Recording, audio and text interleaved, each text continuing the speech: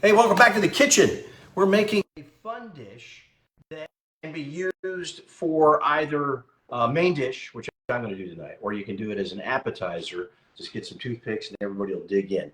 It is steak. We've kind of cubed it up a little bit. I used a really good cut. I used some filet, but you can use strip steak. I don't recommend ribeye for it because ribeye is going to be too fatty for this particular dish. But this is a great recipe that involves a little bit of garlic. So we've got the garlic ready to go.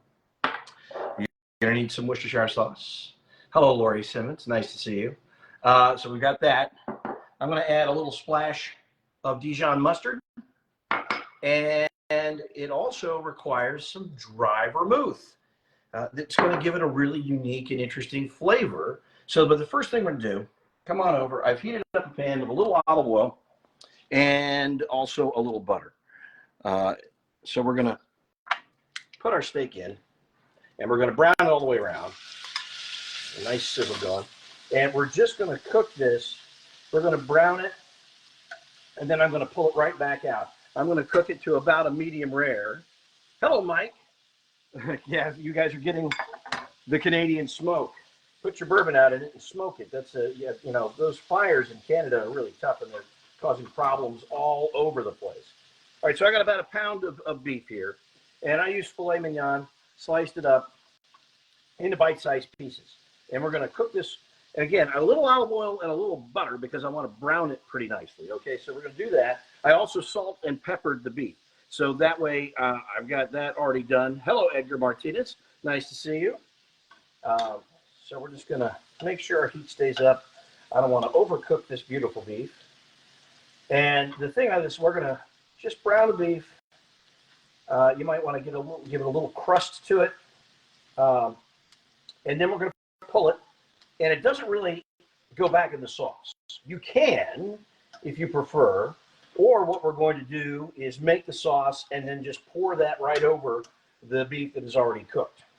So I just want to get all of this nicely browned up. And like I said, cook it to whatever temperature you prefer. I never like to go past medium rare, but if you're a medium person, that's fine. You can do that. I'm not going to come into your kitchen and be the beef police, but I hate to see good beef overcooked. So, all right, we're going to do this. Hope everybody's had a good week so far. You may notice Ryan is still at my heels, but unfortunately we lost Guinness a couple of weeks ago. He was my truly trusty sous chef for so many years, 16 years. So the house is a little different without him. The guy who misses him most is Ryan, who is not, he's never been alone. That dog has never been alone in his life. So it's a little bit of an adjustment for him and for me and for all of us.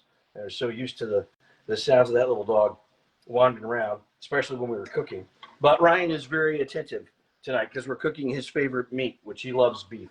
All right, so we're going to finish this off, and then we're just going to take it out, and I'm going to cover it, keep it warm. So I got a bowl to put that in. I'm going to grab the rest of my ingredients. So again, a little garlic.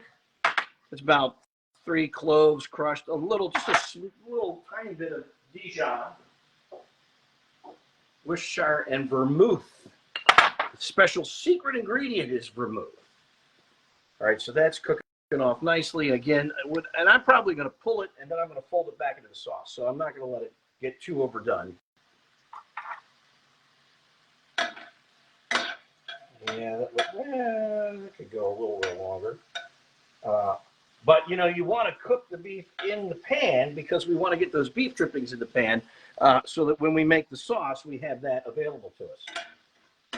But again, I don't want to overcook my beef, so I'm going to pull this. I'm going to put it back into the sauce to finish it off. A little olive oil, a little butter, salt, and pepper. That's all you need for that. All right, we're going to pull our steak. And again, I think New York strip is a perfect cut for this. I used filet because I really didn't want a whole lot of fat content in this dish. A little, but not a lot. I'll cook that on all sides. That one just doesn't want to do it. There's always one little piece. These are my least favorite tongs, too. All right, there we go. All right. Get the beef out of there, because we don't want it overdone. Bring my heat down a little bit. All right, so we browned the beef. All right, hello, Leslie. All right, now I've got my beef. I'm going to set that over there. I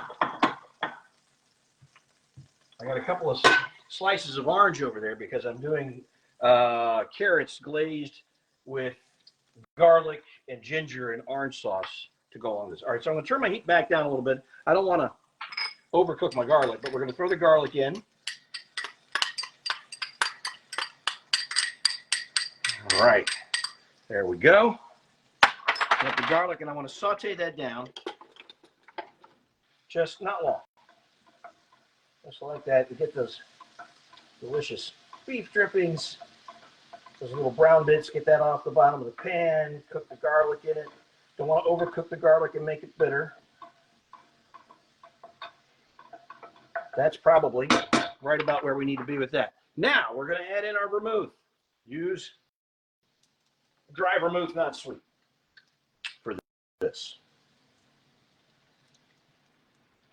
That is all I've got, but all it requires is about 1/3 of a cup, which is about what I've got.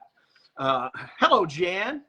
Tonight I'm drinking Green Falls gin and tonic. And it's delicious. Cheers, everybody. Now, I'm going to reduce that. Let that get that nice flavor. So you're going to get, of course, that wonderful garlicky flavor. Hello, John Stanley King, one of my favorite entertainers of all time. And Vicky's is getting ready to close for the season, but you will be able to catch John Stanley King next season at Vicky's. All right, so we're cooking down. This is garlic, vermouth, and the olive oil and butter. And I'm going to add a little more butter in just a little bit once I get this vermouth cooked down.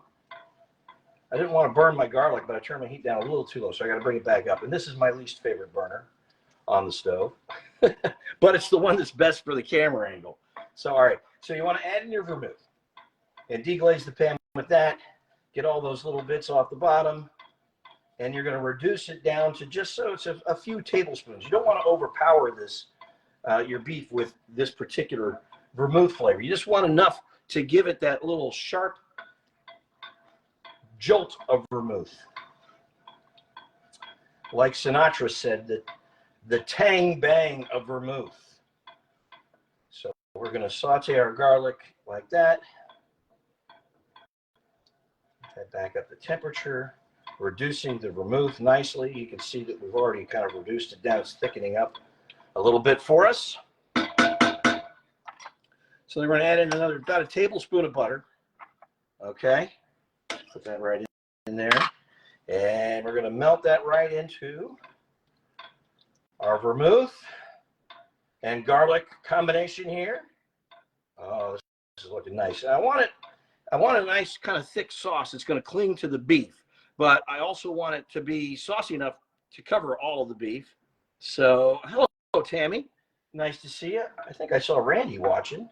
I hope Randy and Scarlet and Sky and Kay are watching. All right, we got our butter melted in.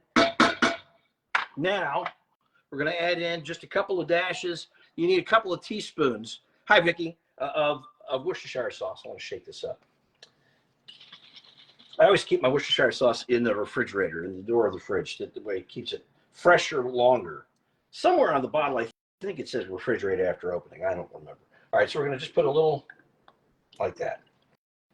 Oh, I love the smell of that. All right, so now it's bubbling. We got it back up to temperature. We're going to continue doing this. While I'm doing that, I got to come over here and stir my carrots because they're caramelizing nicely. I got multitasking tonight. So the carrots, in case you're wondering, the side dish over here, the carrots, I've got butter, garlic, ginger. I'm going to put a little salt and pepper on there, of course, and then I'm going to squeeze some fresh orange right on top of that.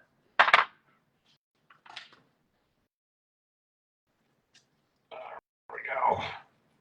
Squeeze the orange in there. That's nice. Okay, good. Now the carrots are going to be done about the same time the steak is. All right, so we've got this bubbling.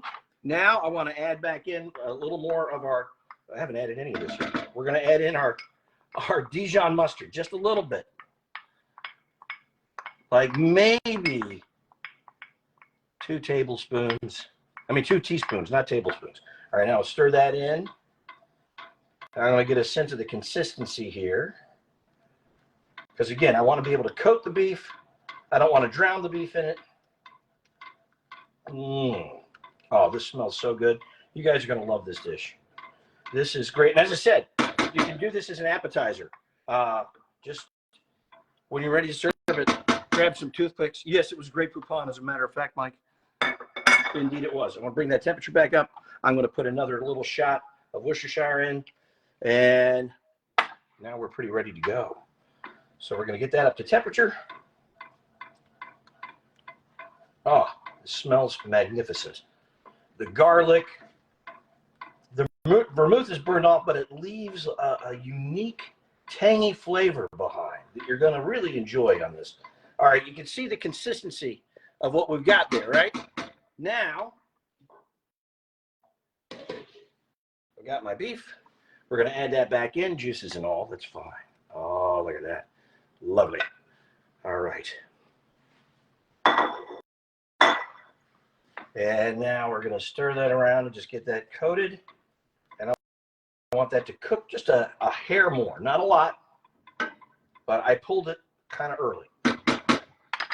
So now I'm going to give it another little sprinkle of salt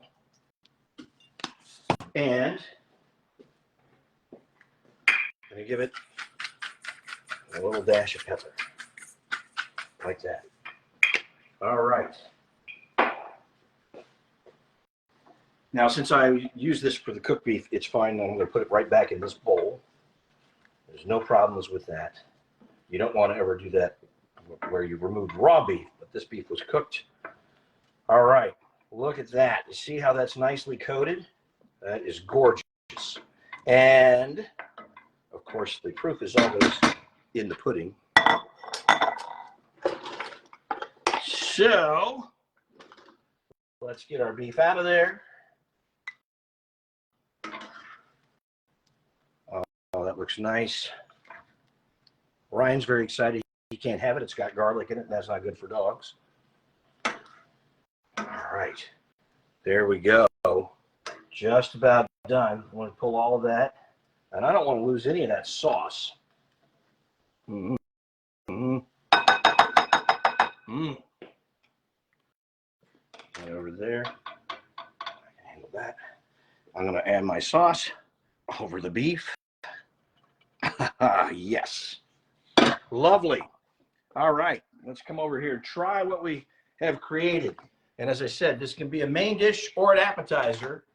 Oh, it's a filet. I used filet for the cut of beef, but you can use New York strip. Let's just give it a whirl, shall we? Nice little bite-sized chunks. All right. So we've got, this is filet, and again, it's garlic and a little Dijon and a little Worcestershire and vermouth. And I'm going to sprinkle that with just a little hit of parsley flake to finish it off. Let's check it out.